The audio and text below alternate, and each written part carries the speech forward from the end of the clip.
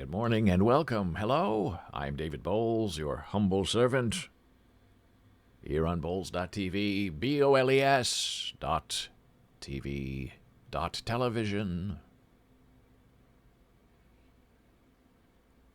We are live Monday through Friday, currently at 9 a.m. every day. Jen and Marie will be here at 10 a.m. to give you a wonderful hardcore ASL lesson in nature signs and colors. And this will be advanced colors, like the difference between light blue, dark blue, and just regular blue. It's very interesting. All in the movement, all in the facial expression. And we had to update our Streamlabs software. And we are holding our fingers until we can get our new Windows machine coming maybe in a month or two, if we're lucky. And I'm looking at our frames per second, which is okay. Our upload is okay, so maybe we'll be okay. But if we start glitching, twitching, you'll know where to find me.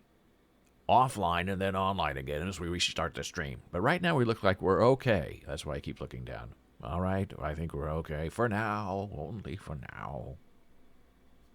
And Jan Marie is here on Saturdays and Sundays at 11 a.m. Eastern, where she talks about American Sign Language and deafness and disability and helping disabled people find jobs. And lots of personal, private business news breaking this morning, some of it good, most of it bad. But good things come out of bad things. And I may be sharing more of that with you next week if we're lucky. Let's ask the Magic 8 Ball about that. Magic 8 Ball. Will there be good news next week? The answer is perhaps, but not quite. Oh, there's our friend Dora. Dora's here. Dora was asked to update Twitch as well. Yeah, everybody's updating. I think there are a lot of weird things going on. A lot of strange things. So I get all ready to do the stream, and then I start Streamlabs, and then Streamlabs says, well, I'm going to update. And when it just updates itself, it doesn't work very well. So then I have to go online, download the actual Streamlabs thing, the installer, the full installer, reinstall, restart the machine, and start it up again. And so it makes you a little bit late, especially when the day is dark and gloomy and you get some interesting news going on that makes you wonder what is really going on in this world in which we live. Now, some people have asked me the difference between the Twitch video on demand and this new thing we have on YouTube. And as long as we don't stream live on YouTube and Twitch at the same time, as we did before we were a Twitch affiliate, you can put your video on demand on YouTube. You download it from Twitch and then you upload it to YouTube. There's supposed to be a special export feature in Twitch that you just click export and puts it on YouTube yourself, but I hear that that doesn't work very well, not very reliably. So I do it myself and then I know it's there. And you can get to YouTube by going to Boles, BOLES.live, L-I-V-E. So here is the difference between Twitch and Google, if you're interested in video on demand. On Twitch, if you are a subscriber, you don't have any advertising. The chat that you see is preserved in the video on demand. So you can see what people said, what we talked about, comments. On the Google version of our video on demand, there is no chat that is saved. There are closed captions. Oh, and the Twitch video on demand has no closed captions. So no closed captions on Twitch video on demand. No advertising if you're a subscriber, and you have to be a subscriber to watch our video on demand, and you get preserved chat. On Google, closed captions, there is no preserved chat. You will get a lot of advertising that we don't control, and we don't even get any money. So that's the difference. Some people prefer YouTube, some people prefer to watch on Twitch. So you have a choice now. You can go where the world takes you. Now, you remember the other day we had this wonderful conversation about artwork and cats. And we have a new friend Her name is Christiana, and she is online. And she put up a new cat yesterday that I'm going to share with you right now. This is her new cat artwork. Looks a lot like our old cat Jack, a black and white cat. And you can see the lovely tail, which I have learned is very important to Christiana. This is not a vampire cat. There is a friend in the watercolor, a fish. And there is a cactus. Now this just makes me laugh. Most of our cats are just sitting up, standing like this. Meow. This one's relaxing a little bit, which doesn't look very relaxed because the eyes are popping. But it's still a cat nonetheless. So I went on Reddit, where we discovered her, and sent her a chat message. I said, hey, it's just so wonderful. Tell me how you do this. And this is her reply. This is what she wrote back to me. Thank you so much for sharing my art and the kind words. I told her we had talked about her on our live stream. I gave her the link to the video on demand on YouTube. When she draws a cat, she prefers several photos for reference because she takes assignments. You can hire her to draw your cat. If you have a particular photo you like, let me know which one it is. It takes her a few days to make a painting, and she starts right away. And then when she starts drawing your cat, she puts it up on her Etsy website so everyone can see it and see how much it costs. Oh, there's Jan Marie. I think this is my favorite so far. I'm glad she wrote back to you. Yes, Jana Marie, thank you so much. That is my favorite, too. Oh, Jana Marie, honey. Good morning, Dora. So thanks again for sharing your work on your live stream. I'll check it out. So I asked her about the cactuses that are all in all of her drawings, her artwork. I said, what's going on? And she said, I like to include the cactus plant in my paintings because it's a very interesting plant. I started growing them from seeds. I like the variety of shapes and of the cactus plant. Let me know if you'd like one included in your painting, because I did ask her if she would do a painting of our cat Jack. And this is a surprise for Jana, so we hope she's talking to Dora and not paying attention right now. And then I asked her about these friends that are in there. There's a crocodile, there's a mouse, we saw a fish today. Who are these friends in her cat drawings? And she said some of my paintings have things like the tiny alligator or cats with mice. I like to think of them as unlikely friends. I find that just beautiful. That in nature they wouldn't get along necessarily, but in my paintings they can be friends. Thanks again, Christiana. Just wonderful. So after this, I sent her some photos of our beloved black and white bicolor Persian cat Jack. And a couple of other things. And she wrote back right away and said she'll start working on it. I said, I would love to have Jack as a vampire cat. I don't know if that's possible. But if he is a vampire cat, give him one tooth instead of two, so he's very unique. Because she doesn't have, as far as I know, any vampire cats with one tooth. And she wrote back and she said, these are great. And I sent her a little something else that she's going to include in the painting, but I'm not going to tell you what that is right now because it's supposed to be a surprise. But the one thing she said is these, and this was a long time ago with Jack. There weren't video cameras in your phone. It was all very chalky looking and fuzzy looking. Not clean, clear photographs like we get today. But what I found, I sent her. And they were okay. I know she could see enough to draw him or to paint him. And then she asked me about the friends. How do you want to handle the friends? What she thought, what I thought. I'm not going to tell you what we said because I want it to be a surprise. Uh-oh. That's wonderful that she will send a painting of Jack. Oh, no. She knows. She found out. Yes, she's doing Jack. And she asked very interesting questions. So yesterday she asked me if Jack was like a vampire. I agree, he was. Nothing ever bothered that cat. You could take a vacuum cleaner and go right up to his toes. Not that you ever would, but most cats are terrified of a vacuum cleaner. Not Jack. He'd sit in the middle of the carpet and just look at you like, what are you doing? I was taking a nap. Put that thing away. So it was great to have a cat like Jack in a big city because noises, sounds, barking dogs, gunshots going off, sirens, nothing bothered him. And in some ways that was bad because he had no fear. So he thought that he would get, not that he was fighting anybody, but he just thought everybody was his friend and he would get along with everybody. And you kind of want a cat to have a little bit of fear so they won't try to run outside. My old cat was a scary cat. Oh, Dora. I love talking about cats.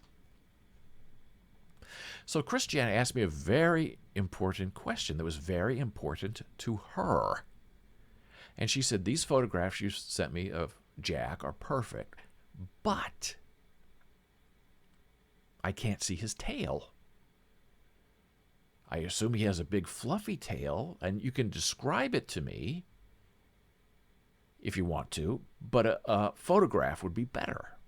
And as you can see right here, in this almost look like Jack, there's the tail. You can see it has a big personality of its own. It's very long, very skinny, going up there to tickle the fish.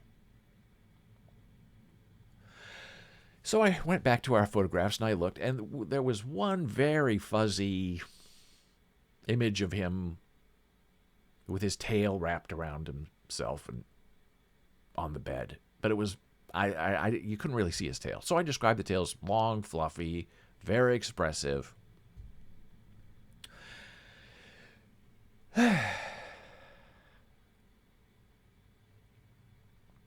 And then I found what I call the death photos.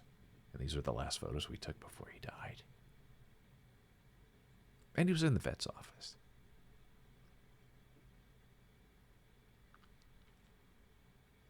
And he wasn't feeling well.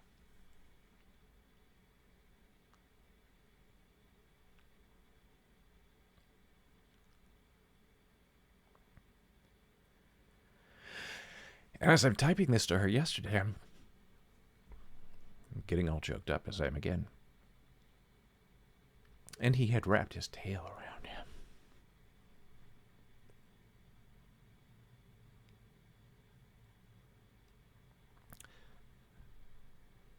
To comfort him.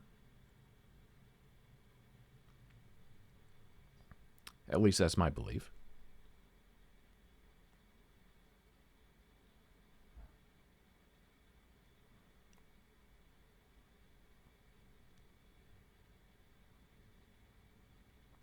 And it was the most beautiful photograph of his tail that we had.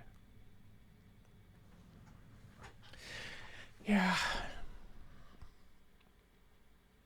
And Jack died a long time ago. We have not replaced him because I'm not able to replace him yet. But I know that we should get a new cat because we have a lot of love for our cats.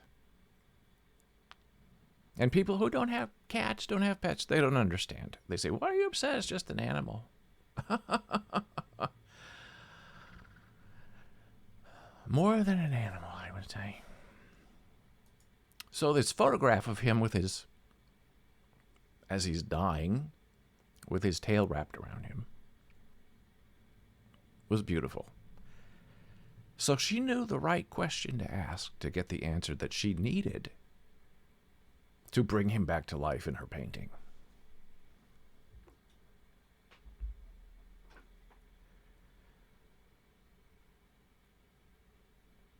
And I haven't heard back from her since then. But I will share you one little thing. This is going to be a surprise for Janet, but she knows everything now, so never mind.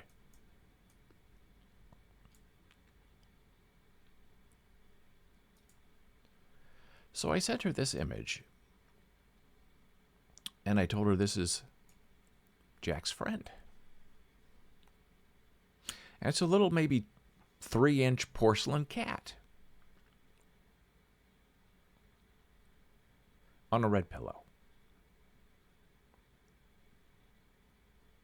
And it's Chinese and it's very, very beautiful. We saved it. And sometimes he would, just kind of take a nap with it or be nearby, and it was wonderful. And I considered that one of his friends. So I sent this photograph to her, and she loved it. She said it's wonderful. She says, I'll use it, but I can't do the Chinese because it won't come across in the painting. But what I'd like to do is take that cat that was Jack's friend and paint it on a vase that will then hold her cactus. I said, that's perfect. And she said, what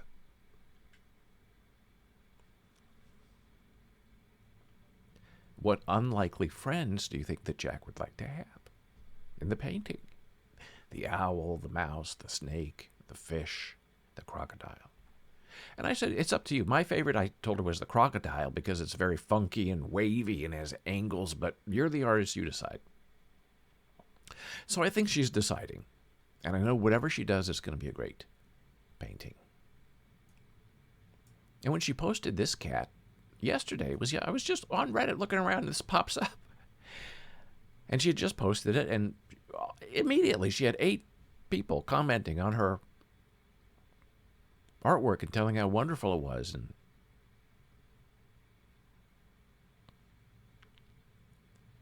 how talented she is. And I agree. So maybe next week we'll have this wonderful news to share of a new painting of Jack, which I'm sure no matter what it is or how it looks like is going to be absolutely perfect.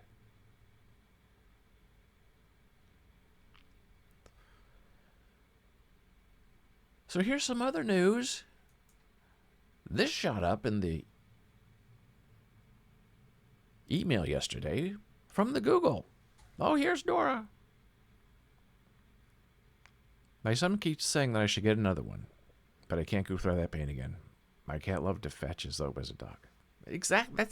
We feel the same way. Jan is a little bit more saying, we need to get a new cat. And I agree with her. It's just that when we first got Jack, we had no money. We were broke. And we were very lucky that he was very, very healthy right up until the end of his life. And then he got sick very fast. Died on St. Patrick's Day. And I just think that if we're going to be cat parents again, we have to make sure that we are solid, that we can take him regularly, he or she, to the vet and take care of it and make sure we know what's going on. And she agrees. And I agree that we got to get another cat because we have too much love that it is being unexpressed for a cat somewhere who needs us. And the thing about Jack, let me see if I can find the photograph that I sent her.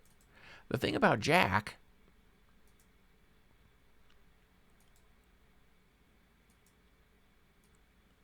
is that he didn't really tolerate me very well. He didn't like me. He loved Jana Marie. That's Jack. It's a very old photograph, but it's the only one I had. I can't find the original electronically. This was a long time ago. And he would purr with her and be with her, and then I was just sort of tolerated because I'm the one who did the feeding during the day. But then I try to talk to him or play with him, and he'd say, I'm eating right now. And then after he was done eating, it's I'm napping. Let me know when Janet comes home, and then I'll speak to you. And they had a wonderful romantic relationship. And then towards the end, when he was very sick during the day, we had a new bond with each other. And I said, oh, that's what's going on between the two of you. That's what it means to have a cat. Yeah, oh, cute those eyes. Oh, he had beautiful eyes. They were golden. They were like the fire of the sun. So we'll see.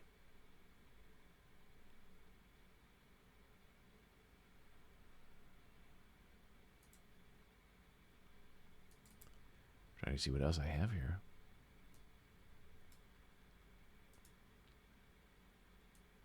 Oh, I sent this to her too. I said, look, he's a Persian, so he's filthy all the time because his hair is like a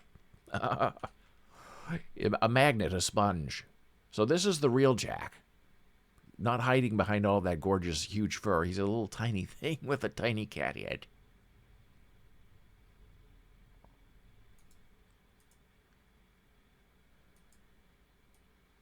And this was Jack, right sort of at the end when he was very sick. But we didn't know it yet. He knew it, but we didn't know it. He didn't tell us. As a joke, I drew a cat face, which I keep at my window along with my plants. That's very fun. So this I refer to as the Dying King photograph. Jana loves this photograph. She thinks it makes him look very regal. But I know that expression because I saw it a lot in the vet's office. Here's another one showing how fluffy he is. I sent that to Christiana too.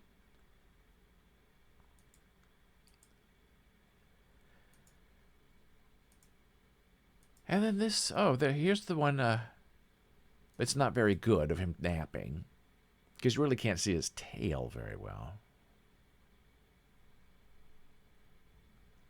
And then this is the one that just upsets me, but it's the most necessary one. So, of course, that's the way life is.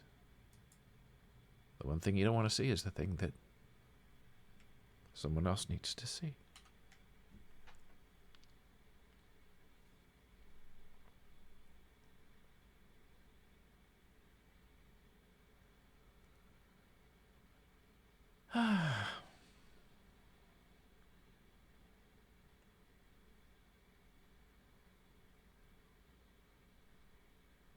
So, on that note, I think we're going to take a very brief blood pressure break so I can collect myself and continue on with the show and get ready for the beautiful Jana Marie, who's going to be here at 10 a.m. to talk about nature. Back in a moment.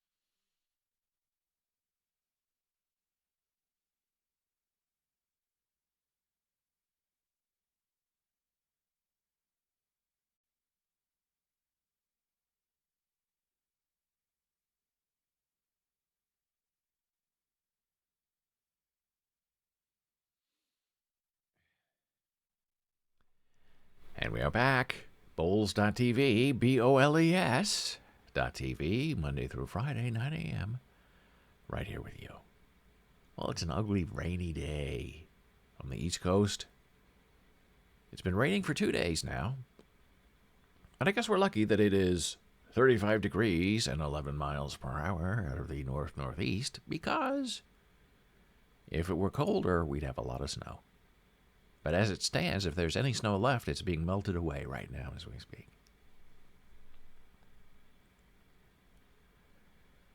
So as I was saying earlier, I received this from Google, which I thought was very funny. Google Search Impact 100 for bolesbells.com, which is my newest website that's been live for almost a year now. And it's very specific, it's very nichey, it's about health, fitness, kettlebells, other stuff too, for people over the age of 50. So it's kettlebells, it's health, it's old people. You know, it's not a site that's meant to get millions of customers. And they said, congratulations, your site reached 100 clicks from Google in the past 28 days. Now, I don't know what they were clicking on. I guess I could go check it and find out, but I don't know if it matters. I have a feeling it's my Aura Ring disappointment review. But who knows? But it's fun to get a little awards. Give me an award, give me a balloon, and I'm very happy. So have you heard about Mark Zuckerberg and his Metaverse? Oh, boy.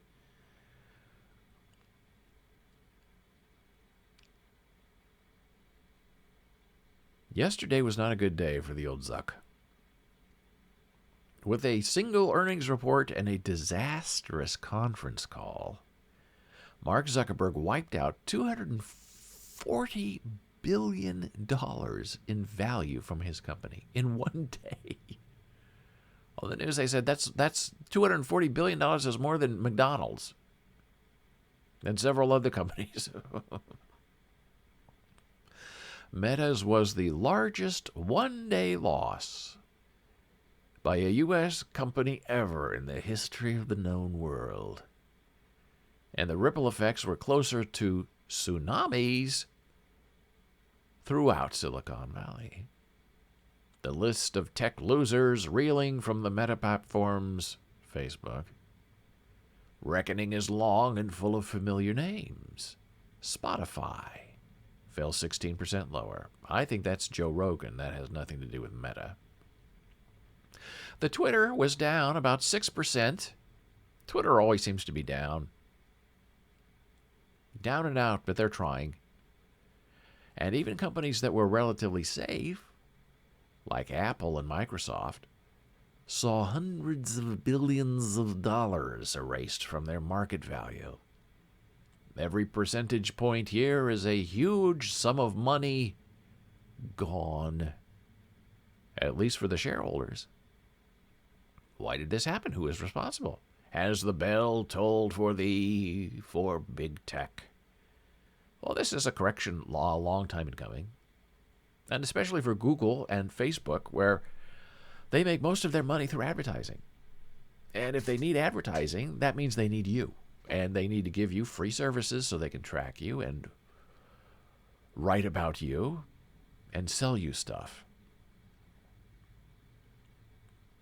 And advertising is not a service. Advertising is a way for them to make money. And now that Apple is cranking down on security, they do not allow their Safari browser to track you. If you're a website, it just blocks it and pretends you're not even a person. And Mark Zuckerberg has said, look, the changes that Apple has made in their apps store, not allowing us to track the people who download our stuff, is costing us $10 billion a year in lost revenue. And my take on that is this. Why are you so reliant on knowing what people are doing so you can make money off of it? It just seems very crass and non-synergistic to me. But what do I know? I just sit here Monday through Fridays at 9 a.m. Eastern and talk to myself for a couple of hours. If my friend Dora is here, then I'm just not talking to myself, and I'm slightly, only slightly, less insane. That's their business model. Yeah, Dora, but how can that be a business model? I mean, if you're in finance or banking and you hold someone's money and you store it for them and you clear their checks, okay. If you're a publishing house and someone buys your book and you hire writers, and there is a product. But what is the product at Facebook? What is the product at Google advertising? Now, Google has expanded a little bit. They have apps, they have hosting, they have domains. They're doing better. They're not as reliant on advertising. I think they used to be 95% of their income was from advertising, and now it's, I think, down to 86%, which is still very high. And Facebook is bleeding money. They've already spent $10 billion. They've lost $10 billion from Apple, not allowing them to track people. And they spent $10 billion last year trying to get this Metaverse going. And Mark Zuckerberg himself has said, look, the Metaverse is not going to be ready, really ready, until about 2035, which is, 13 years from now? Longer than that. So he's going to spend $10 billion a year until 2035 to get the Metaverse up and running? There are people saying that the Metaverse is the new MySpace. It's just going to crash and burn. I think the whole thing's a little bit creepy, but what do I know?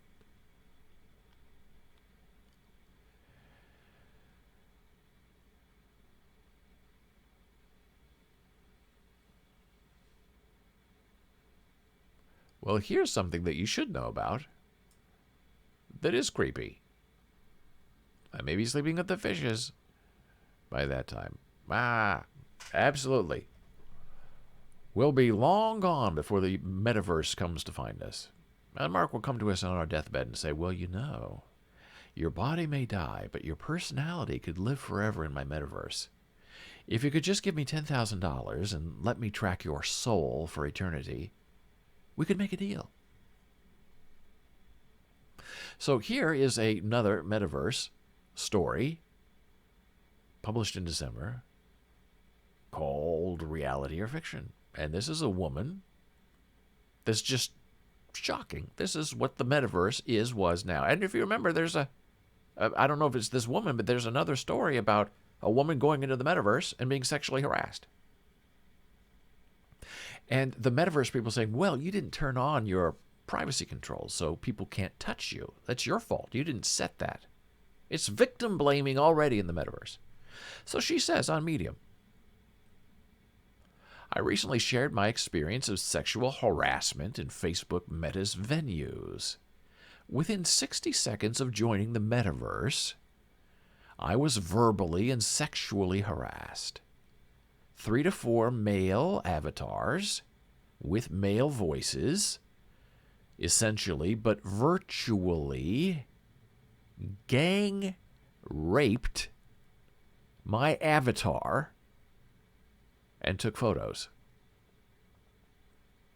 As I tried to get away from them, they yelled, "Don't pretend you didn't love it," and "Go rub yourself off," to the photo. Ugh. Now, who would want to go into that world? A horrible experience that happened so fast, and before I could even think about putting the safety barrier in place, I froze. It was surreal. It was a nightmare. Since the development of VR, developers have been working towards creating ways to engage with virtual reality for the benefit of humanity. Benefits like increased human connection, augmented empathy, new opportunities for education, and commonly listed as positive impacts of VR's potential. Well, I'm going to put this link in chat so you can go check it out if you're interested. Gang rape in the Metaverse.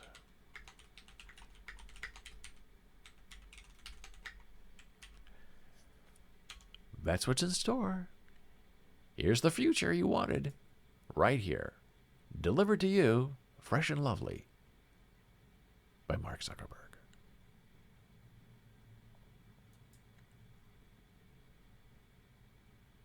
And in another outrage, we're outraging all day today. A Texas butterfly sanctuary on the Mexican border has closed to the public indefinitely following escalating threats from supporters of former President Donald Trump, who are promoting a fabricated claim the sanctuary is part of a sex trafficking ring. Now, this is not in the Metaverse. Not yet. This is a Texas butterfly sanctuary. The National Butterfly Center in Mission, Texas, announced on Wednesday it will remain closed for the immediate future, citing concerns for the safety of staff and visitors from the disruption caused by false and defamatory attacks directed by political operatives. The indefinite closure follows a 3-day shutdown last weekend that coincided with a meeting in neighboring McAllen of border security advocates that attracted Trump supporters, including former National Security Advisor Michael Flynn, who was pardoned by Trump in his final days in office. So there you go. That's what's coming for you. Attacking a butterfly sanctuary. Dora knows the story. Read about it. It's outrageous. When will it end? They just seem to get off on these fantasy stories that they just make up and tell each other, and then, they say it over enough and they believe it's real. The election was stolen. Hillary Clinton is, I'm not going to say all the things they've accused her of being. And people believe it, and they go into pizza places and they start wanting to shoot up the place because there are pedophiles and children living in the basement, and there's no basement. And how do you tell these people you were lied to?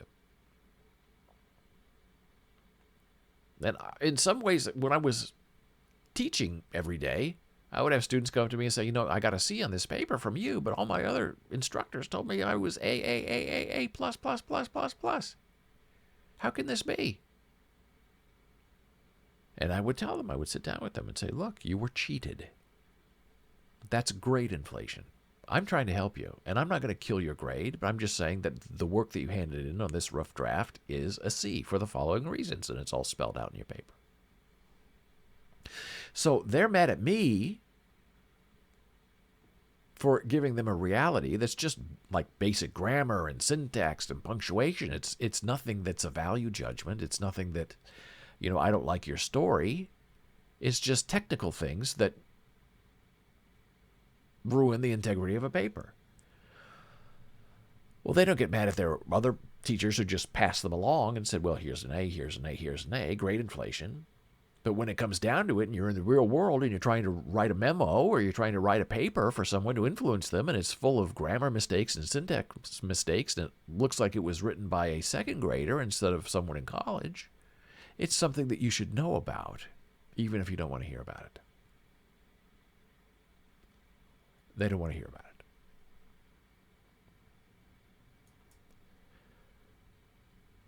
We love talking about the metaverse, cryptology, cryptocurrency. And we love talking about the Coachella because it's NFTs. We love talking about NFTs. So I guess you can buy a one-of-a-kind Coachella key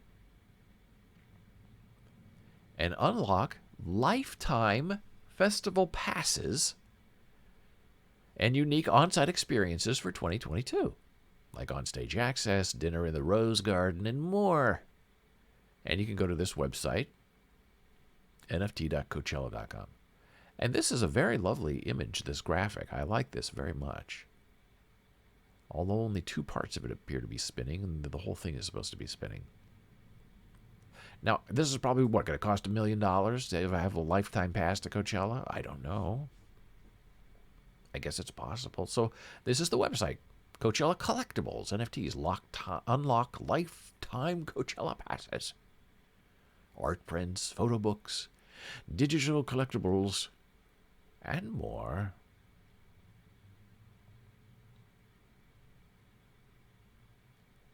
Coachella collectibles are a first of its kind opportunity to own lifetime festival passes. Unlock unique on-site experiences, physical items, and digital collectibles. Embrace new technology to connect and discover. On sale in 3 hours. So you have to go register at some website. We're not going there. Here we go. The Coachella Keys Collection, NFTs. There are 10 of them. There's no bid yet, so you're going to be bidding against other people, so this is going to go through the roof.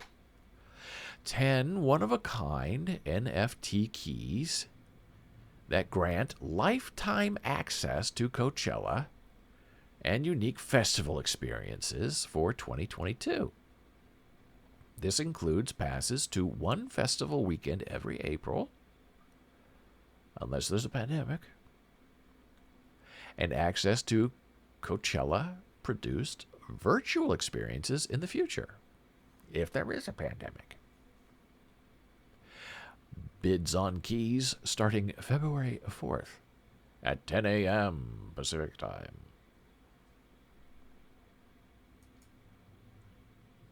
So I'm clicking on this. Okay, here we go. We saw this spinning on Twitter. Infinite key, okay. Your key to the magic of Coachella forever. Featuring lifetime Coachella guest passes, front and center views of the Coachella stage, all-inclusive culinary experiences, private transportation, virtual adventures, guest passes. So that's one key. Key 2, key to the safari. Your ultimate key to the ultimate Coachella accommodations experience forever. Claim your keys to luxury air-conditioned tent tucked inside our secluded festival oasis, along with VIP perks, guest passes, and entitle you to all VIPs within the whatever. Oh, I guess you click on it and then you get even more. Okay, so now that's interesting. So I guess these keys unlock different things, right? There's Nora. Did you ever see a BBC TV series, Cold Lazarus? It was written by Dennis Potter. Oh, I like Dennis Potter. I've not seen it, though. It ties in with the Metaverse. Here's some plot from the Wikipedia. Cold Lazarus is set in the 24th century in a dystopian Britain where the ruined streets are unsafe, and where society is run by American oligarchs in charge of powerful commercial corporations. Experiences are all virtual, and anything deemed authentic, such as coffee and cigarettes, has either been banned or replaced by synthetic substitutes. That's fun. I wonder where I could find that, though. I'll look it up.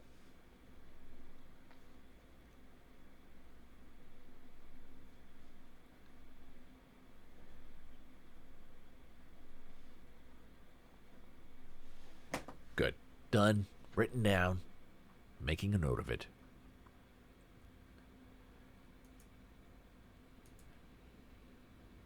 So key to the safari is 2. The third key is key to Coachella as a guest. Your lifetime key to Coachella guest festival passes. Dora says, I saw it on Channel 13. Who knows today? That's got to be somewhere. I'll find it. I'll find it and I'll look it up within an inch of its life. So I guess these keys are different, right? I mean, is the key itself changing? Yes, the key itself is different. Oh. So the one you want is the infinite key to everything. Then this one is a safari. This one is a guest. Key number 4 is a VIP key. Key number 5 is a secret party key. I guess they're all lifetime, but they have different names, I guess. So you're not buying the same NFT, I guess. 6 is the Sahara key. 7 is the key to the stage. 8 is the key to the producer tour. 9 is the key to dinner in the garden. No apples allowed. And key number 10 is key to the VIP compound. It all sounds absolutely delightful.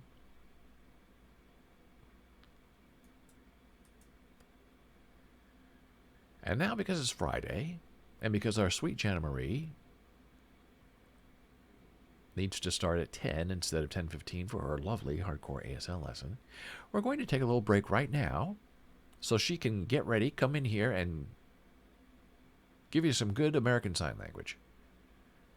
So we're taking a break, and we're going to put up her screen, and she'll be back in a moment.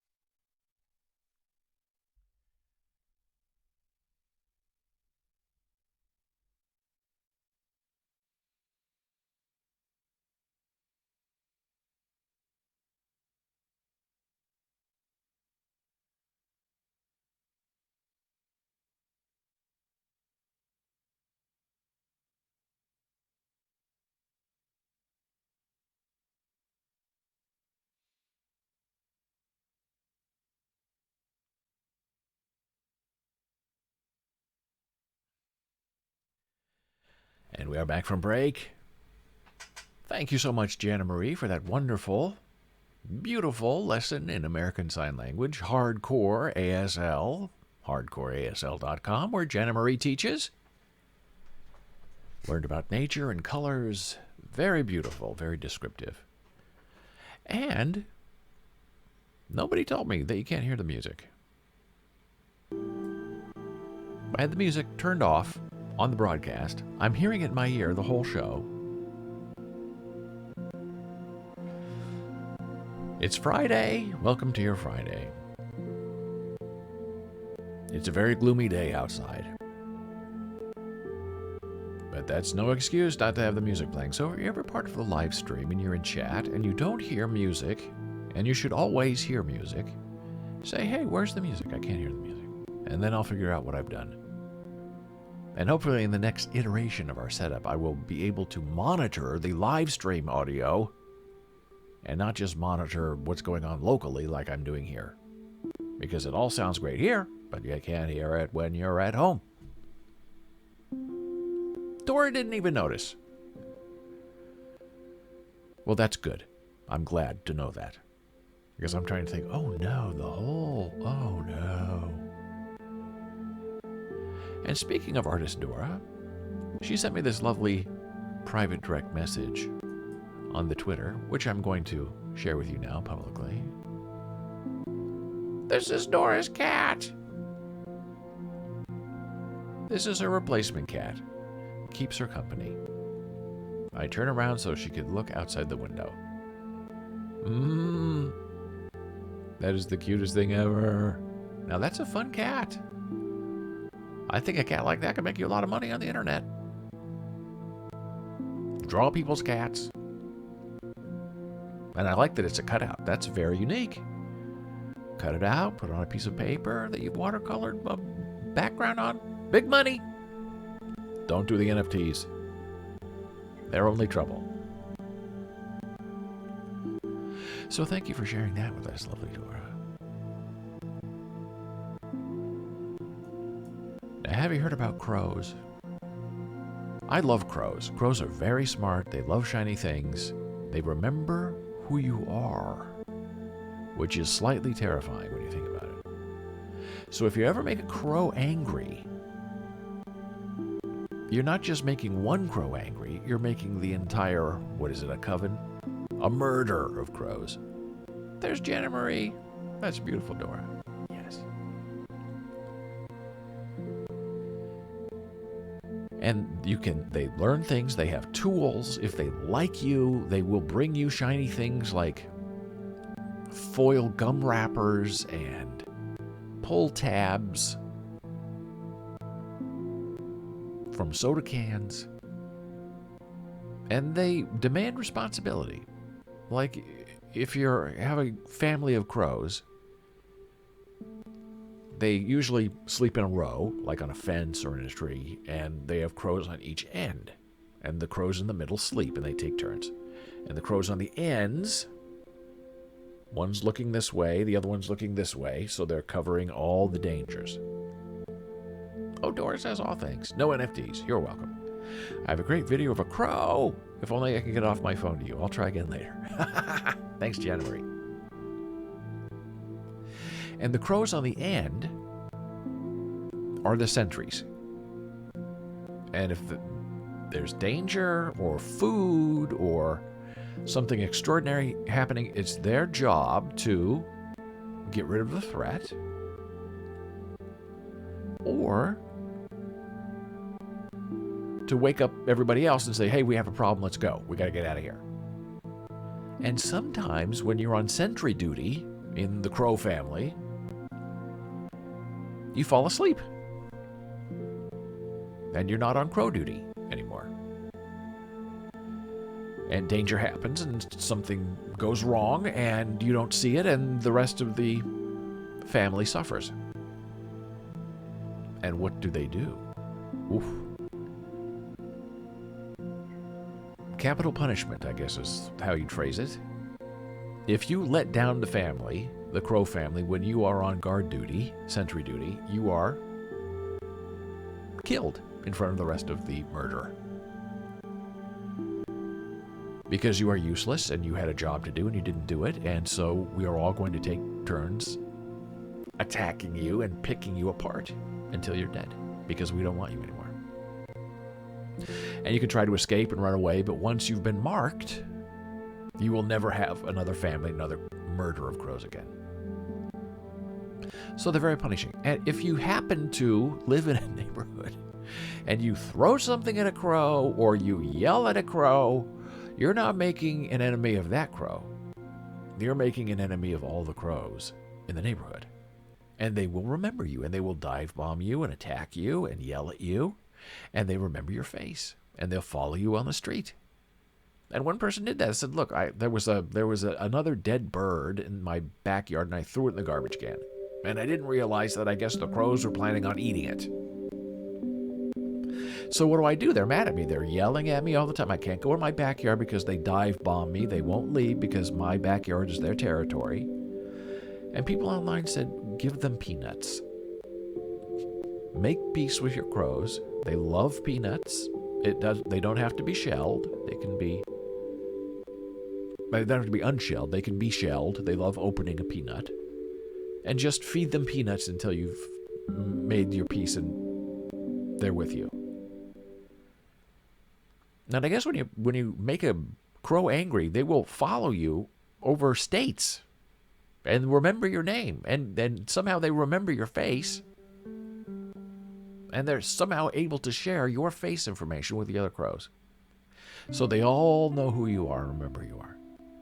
But if you can be friends with crows and you feed them suet and you give them grain and food, when it's cold outside, they will remember you and they will protect you and they will bring you gifts. So here's an interesting story about crows who are being put to work. Crows are being recruited to pick up discarded cigarette butts from the streets and squares of a Swedish city as part of a cost-cutting drive. The wild birds carry out the task as they receive a little food for every butt that they deposit in a bespoke machine designed by a startup. They are wild birds taking part on a voluntary basis. The Keep Sweden Tidy Foundation says that more than 1 billion BN cigarette butts are left on Sweden streets each year, representing 62% of all litter. Well, that's just gross. They spend 20 M Swedish kronor on street cleaning. This method of crow retrieval could save 75% of costs involved with picking up cigarette butts in the city. Love the story. And the crows will do the work as long as they're paid appropriately, but don't not pay them or you're going to be in big trouble. Here's some other news. Terrifying news. The Omicron variant, and we all think it's over. Oh, it's over. Iowa has opened everything up. The Dutch, Denmark, everything's open. There's no more coronavirus. Okay, we talked about that yesterday. The Omicron variant of the SARS-CoV-2 coronavirus has more mutations than any known predecessor. This chart, brand new chart, shows the mutations in the S1 subunit of the spike protein, which attaches to host cells. So this is what we've had so far. We've had the original COVID, which is red. We've had alpha, which we heard about, which is pink. Beta is blue. Delta, heard a lot about delta. Green, a lot of delta in that chart. Omicron, look at how it's the top of the chain. And the original Omicron is BA.1, and the next iteration of Omicron is BA.2, which is orange. And they're at the top of the chart. Another is gray, and there's a lot of gray at the bottom. So it shows the sharp, hard rise of these variants of Omicron. So there are, I guess, 2 variants of Omicron out there right now. Maybe not as deadly, but still very infectious. And who knows if we're going to get a third one. And the note at the bottom of this chart is, the third is too rare to show in the chart, which displays sampling of 3,240 genomes. Lineage names use Pango nomenclature. Data as of June 26, January 2022. So it's recent, it's new stuff. It's going to be a hard day. If you are an Amazon subscriber to Prime, oh boy. You're going to pay more, $139 now, starting right away this month. Up from the previous price of $119. February 18th is the start date. This is the third time Amazon raised prices in the U.S. since Prime's introduction back in 2005. The previous was 2018 when the annual price raised from $99 to $119. In 2014, the price changed its initial cost from $79, which I remember, to $99. And we were very upset when it went from $79.99, yet we never stopped. We do get a lot of deliveries, though, so I think it's worth it. And here's our friend Kevin Drum with his wonderful story about how Amazon Prime now costs 10% of the U.S. median weekly income. Amazon today announced they are raising the price to $139 a year. As I've taught you anything, your first question when you heard this was, I wonder what that looks like adjusted for inflation. The cost of Amazon Prime is now about 10% of the U.S. median weekly income. Only you can decide if it's worth it. Oh boy. And now we're going to close today with this fascinating story. I just can't get over it because it's so fascinating. This book banning, book burning. We're just going to go quickly through some recent headlines in the news from all over the United States. Lancaster Online. Please urge Lancaster County school boards to resist efforts to ban books.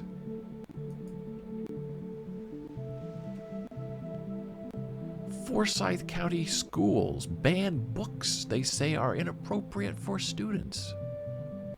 WSB TV, Forsyth County, Georgia. Seacoast Online. Letter to the editor. York students deserve better than pornographic library books. The York Weekly.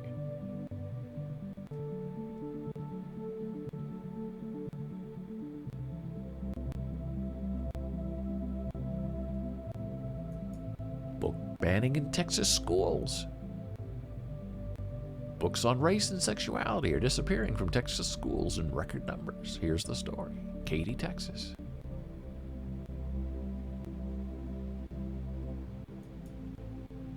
And this is, I want to say, an actual person, because you want to look at this, you think, well, this is a puppet. This can't be a real person. But it's a real person. This is Christian hate preacher Greg Locke planning a burning service Wednesday night.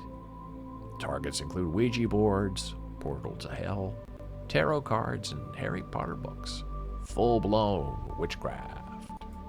But this Wednesday, everybody say this? Wednesday.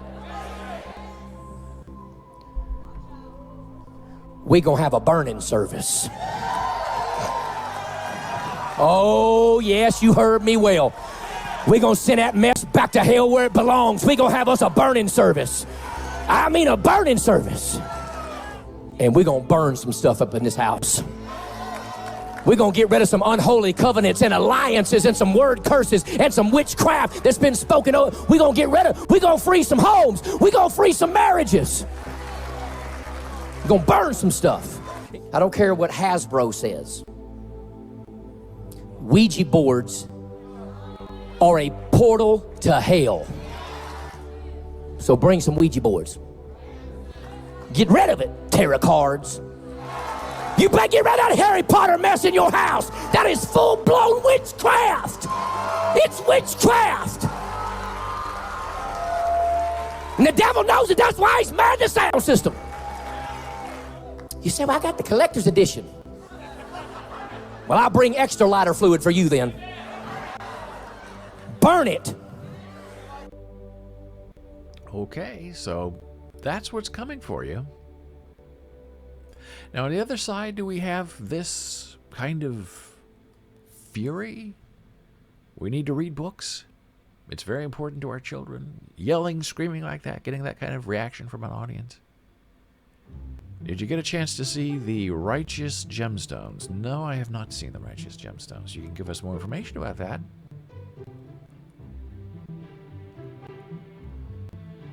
So this is, I guess, an interview with this crazy man.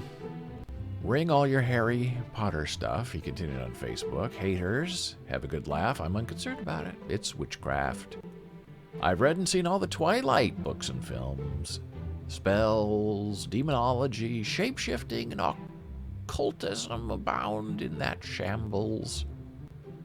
Bring tarot cards, Ouija boards, healing crystals, idol statues, spell books, and any other occult-related items that must be eliminated. Keep scrolling if you think we're insane. The kingdom of darkness is being revealed, for it is. It's time to start delivering people. We will not tolerate witchcraft and not make concessions to devil worshippers. Everyone is welcome, but this is global vision. And we don't do things the same way the church down the street or the one where you grew up does. We can't turn back the clock on the miracles taking place all around us. It's time to break the devil's covenant and mature in Christ. Arrive on time. It's going to be unbelievable. Whew.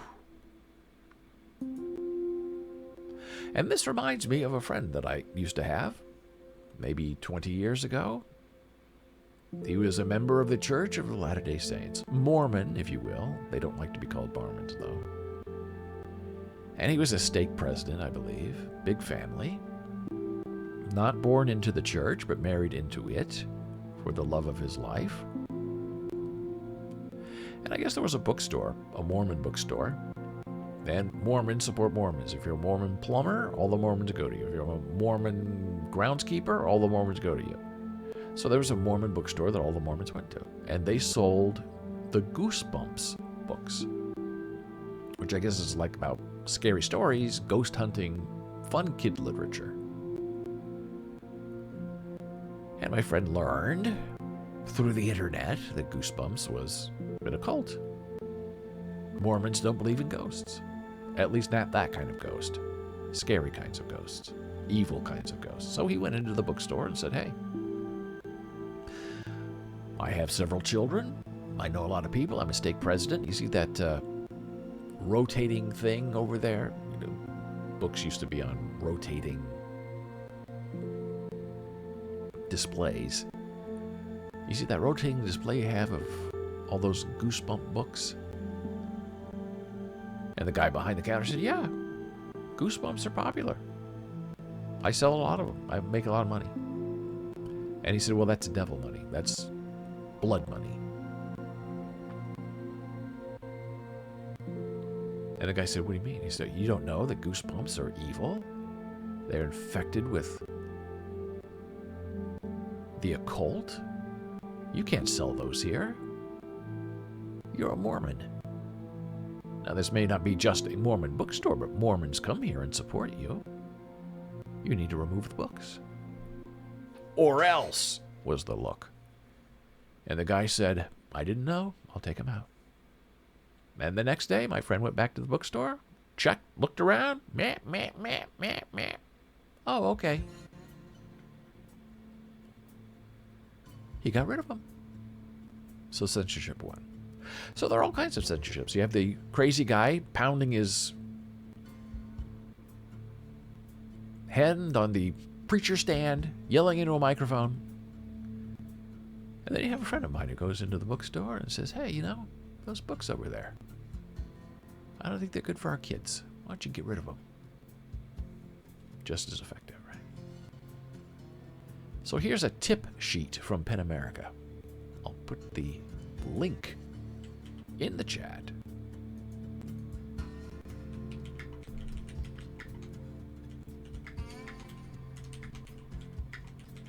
How to fight book bans.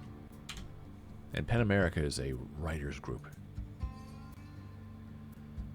Brush up on the basics. What is a book ban? Book bans can mean permanently removing a book from a classroom or a library shelf. But they aren't always that straightforward. Rarely do people say they're seeking to ban a book. Rather, they identify lists of books or authors and subject them to endless review, a process that suspends them from classrooms and libraries.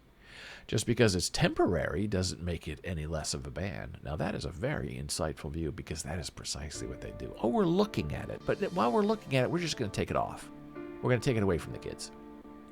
Next, speak out. The best way to fight censorship is by exercising your First Amendment rights. Courts have found that students have a constitutional right to participate in non-disruptive protests during the day school. Put pressure on decision makers. Most school districts will allow public comment. Look up your district rules. And if you can deliver public testimony, bring your support crews, your friends, your parents, your teachers. If permitted, take photos and share your experience. People are more likely to take action if they see you setting a good example. Report book bans. Let them know when a book is challenged at your school. Find support and protect yourself from online harassment. People, women of color, members of the LGBTQ+ community are disproportionately targeted by online abuse. And students have been targeted for fighting against that censorship. So there you go. Tip sheets for students. I really love that. Not for parents, not for disinterested party, but for students, the people who are directly being told, you can't have that. It's too dangerous for you to look at. A Ouija board is a portal to hell. Goosebumps, a children's book, is the occult. It's misleading young Latter-day Saints. How dare you sell that for a profit and feed your family? And with that, we come to the end of an exciting week. Next week might be explosive in some ways. I hope not negatively, but who knows in this world. Perhaps we'll have more information on that at the beginning of the week. Tomorrow, Jana Marie is here at 11 a.m. talking about disability and rights of the disabled in the workplace. And she talks about American Sign Language and anything else you'd like to ask her. You can find her an email, jana@boles.tv. You can email me, david@boles.tv. On Twitter, I'm David Boles. Facebook, regular old Boles. Instagram, Boles Books.